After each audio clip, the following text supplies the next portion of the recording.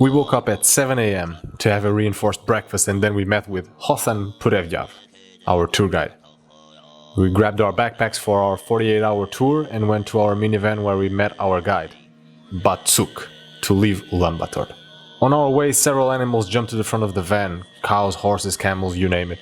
With only 3 major cities and many badly maintained roads, Mongolia is a country where you can easily get lost. Even our driver stopped several times on the way to ask for directions. After a 1-hour drive, we arrived in a small village called Zunmod, where we had 5 Mongolian horses waiting for us. At first, all the horses were riding in a caravan without us controlling them, but then things got interesting when the caravan guide gave us control of the horses.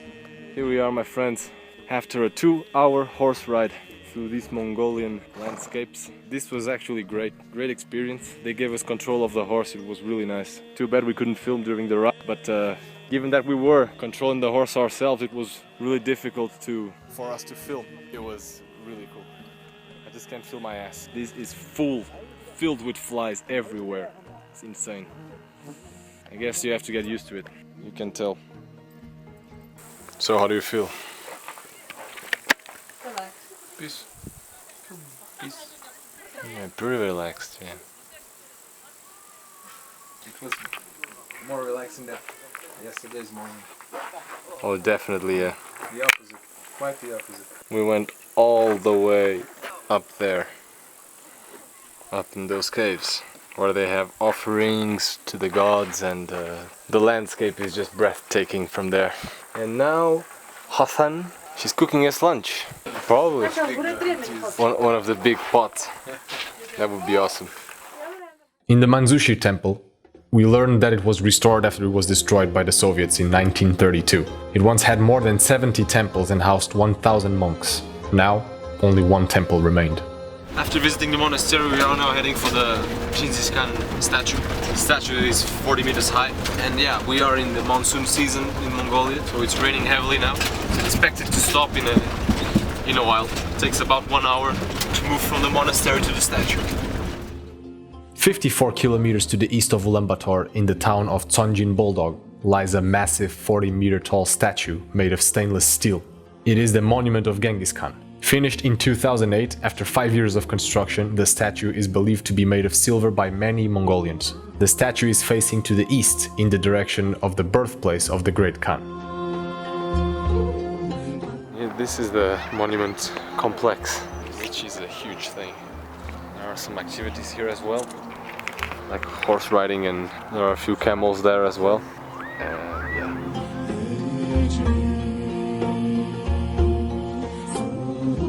The visitor center under the statue is surrounded by 36 pillars, each of them representing one of the 36 Khans, from Genghis Khan to Lidgan Khan, the last Khan of the Yuan dynasty.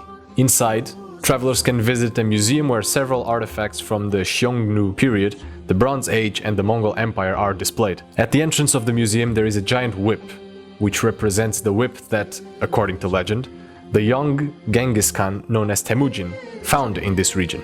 It's from this visitor center that travelers can climb the great statue to the head of the horse.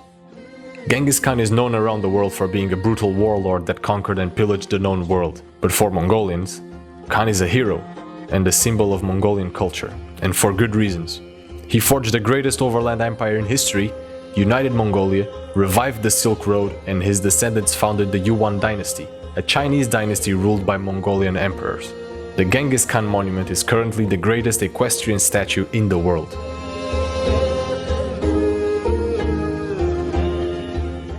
From there we proceeded to the heart of the Gorkhi Terelj National Park. The park is the 3rd largest protected area in Mongolia, famous for offering travelers an opportunity to spend the night with families of nomads who live in the park.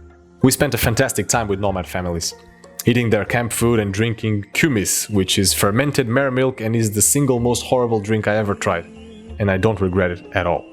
We saw 4-year-old kids taking care of the cattle, cows invaded our tents, and we saw the starlit sky in a very peaceful night with the nomads. In the morning we had a local breakfast and headed with HUlan to the Ulaanbaatar temple.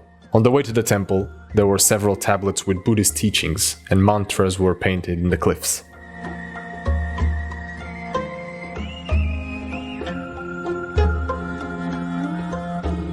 So this is Ulaanbaatar temple. From 17th century, right? Yeah. Yeah, one of the oldest. Yeah. Which has how many steps? 108. 108 steps to climb to the top after doing all this road.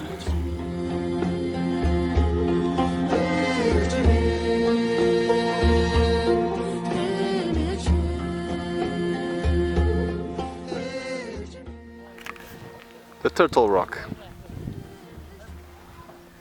Very famous rock here in the park. One of those natural formations that is curious and Yeah. makes us all impressed. We are now leaving the park after a very nice lunch. There's a lot of other stones that look like heads. And Yeah, you can You can find imagine all- very funny rock formations here in the park. The Turtle Rock.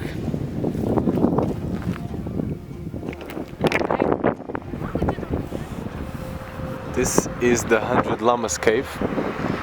It has this name because it's where the llamas were hidden.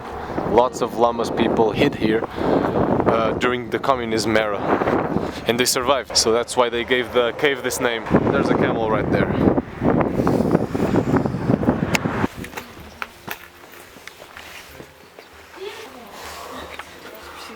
This is really dark in here. And here it is. It used to be bigger, but then some rocks fell and covered part of it. Yeah. Hey. pretty impressive, right? Yeah. Indeed. So, back to Ulaanbaatar, the city. What One happened? Well, first off, you can tell the city is pretty different after the festival because traffic everywhere. And yesterday, well, 2 days ago, there was no traffic at all. You can tell the festival is over and normal life is starting again. We came back to the hotel. The boss from the hotel said that she had another room for us, made us an upgrade in the room because, well, at first, Yeah, just a crazy way to cross the road.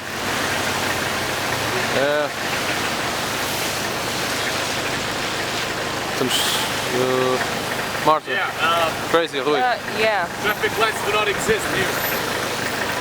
What can we do? We're f***ed. Okay, continuing. Yeah. Yes. So she made us an upgrade because at first she forgot that we had another night after the tour here at the hostel, so she didn't book the dorm for us. And then when we arrived, the dorm was full, so she had to put us somewhere else. At first we thought we were going to had a basement. Sorry, we had a room. At first she placed us in a basement in another dorm to get things done, right?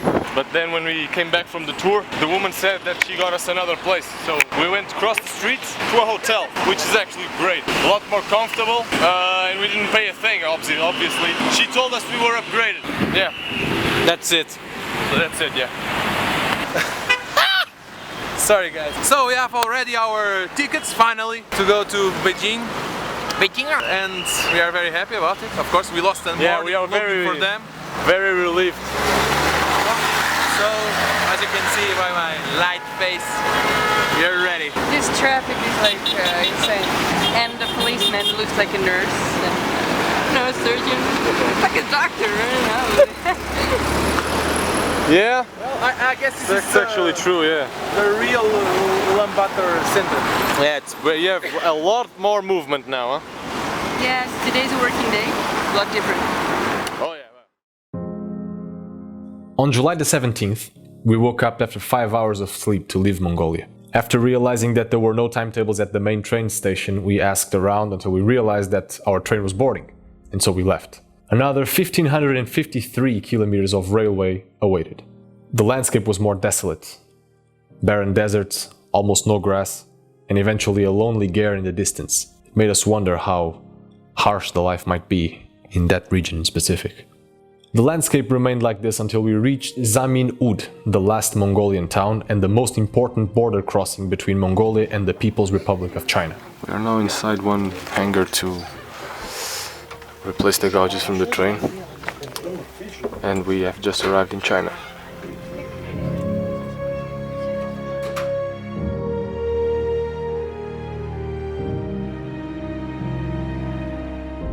We arrived in Zamin Ud at around 7 p.m. The Mongolian border control was fast. We just delivered them the immigration card that we got when we entered the country, had our passports stamped, and off we went to Erlian, the first Chinese stop after crossing the border. No, unfortunately we didn't see the Great Wall. In Erlian, the Chinese border guards ask a lot of questions.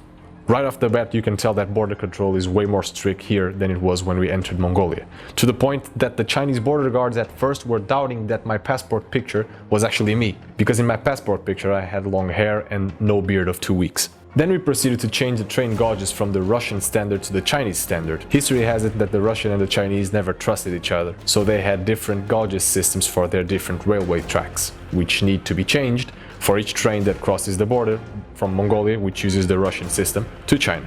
It took 4 hours to replace all the gauges, a period during which we could not leave the train, and every 20 seconds we heard a big bang, so we couldn't even sleep during this time. And given that you can't go to the bathroom while this process takes place, I won't even tell you how creative you can be when you have no choice.